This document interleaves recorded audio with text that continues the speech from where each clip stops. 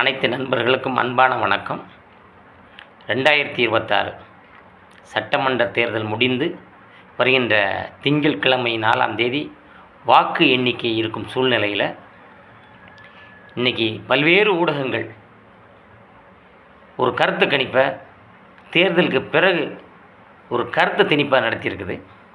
அதை கருத்து கணிப்பு நம்ம எடுத்துக்க முடியாது, கருத்து திணிப்புன்னு தான் நம்ம எடுத்துக்கணும். ஏன் அப்படின்னா, தமிழகத்தில் பல்வேறு கட்சிகள் இருக்கிறது. இதில் 15 ஆண்டுகளாக இந்த மக்களுக்கும் மண்ணுக்குமாக எதிர்க்கட்சியை போல போராடிக்கிட்டு இருக்க நாம் தமிழர் கட்சி இருக்குது. அந்த ஊடகங்கள் கருத்து கணிப்பில் தாவேக்காங்கிற ஒரு கட்சி இதுவரைக்கும் பலமே நிரூபிக்காத கட்சி. அதை கூட 90 முதல் 120 சீட்டை பிடிக்கும் அப்படின்னு போட்டிருக்காங்க. ஆனால் நாம் தமிழர் கட்சி 8.5 விழுக்காடு வாக்கை வாங்கி மக்களால் அங்கீகரிக்கப்பட்ட கட்சிங்கிற ஒரு கட்சி நாம் தமிழர் கட்சினே போடல, பிற கட்சின்னு அதில் குறிப்பிட்டிருக்கு.